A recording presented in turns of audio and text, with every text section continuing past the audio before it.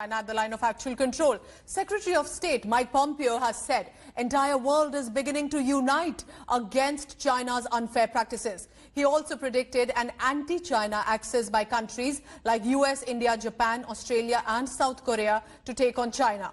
US intelligence assessment reports also say that China deliberately provoked India with a new intrusion at Pangong Tso earlier this week. The report reveals Beijing was enraged after its local commander withdrew forces when a physical conflict appeared imminent. US State Department revealing a clear pattern of Beijing acting increasingly aggressive and bullying its own people and even neighbor nations, calling this act as disturbing.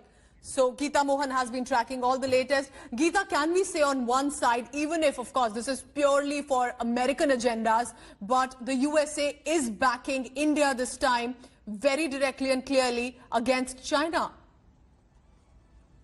The polarization has taken place, sides have been chosen, and yes, the United States of America has not just been monitoring the situation on the ground, but is trying to contain a hegemon in the region, and that's China. For that, it has always required and needed India, more so now than ever before. And we now are seeing a huge support coming in from the United States of America. It is not new. Every time there is a counter to China, US looks to India, to New Delhi, which is happening this time around as well. But the assessment of the intelligence agencies is very, very fine-tuned, wherein they're saying that they have enough intelligence to prove that it is not India, but the Chinese forces that provoked the Indian forces, which India has been maintaining all along, and China has been in denial because China wants to change the narrative. Having said that, China, again, like you said, is questioning US's role, but US over here steadfast, standing with India, and in all probability will continue to stand with India, which could be a worry for Beijing. Thank you so much, Geeta Mohan, telling us about China's reactions and also how the US this time is deciding to back India. So we'll wait and watch how this global situation pans out.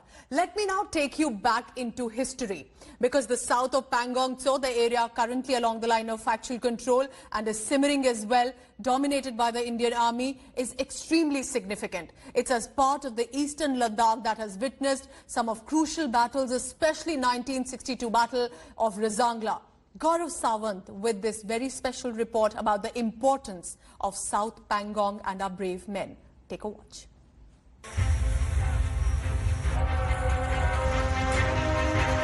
Seeing the Chinese army advance towards the area south of Pangong Tso, Indian forces quickly deployed troops not only to intercept the Chinese but also occupy higher ground in a part of eastern Ladakh that saw some of the bloodiest battles fought in 1962.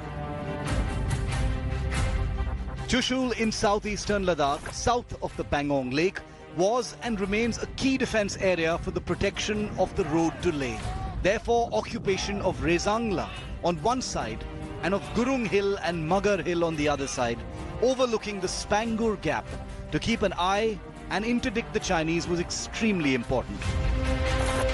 These areas saw some of the fiercest battles of 1962 as 124 brave soldiers of the Charlie Company of 13 Kumaon, led by Major Shaitan Singh, fought almost to the last man and last bullet to stall the advance of an entire Chinese brigade.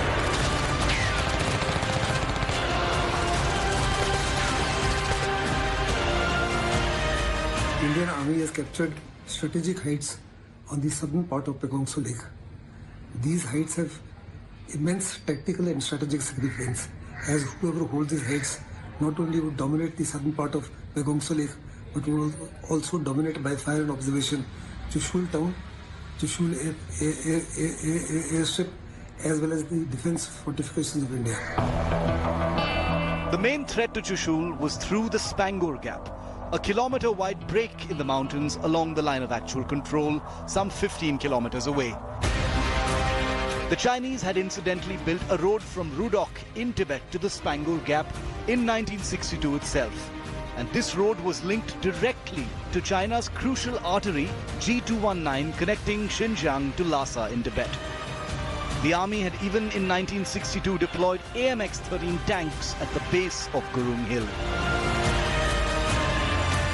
one of the most important aspects of high altitude warfare is domination of heights.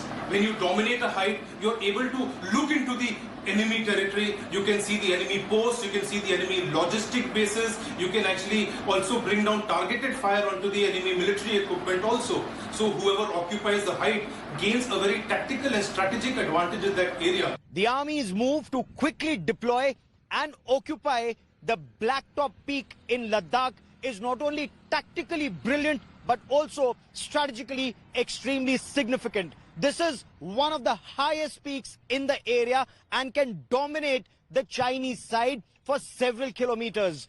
This height dominates the Spangor Gap, Magar Hill, Gurung Hill, and keep an eye on the Chinese movement in Moldo up to Yula. Keeping an eye on any Chinese movement and activity coming down from the Chinese highway G219. This perhaps is the reason why China is so extremely upset with India's brilliant military maneuver.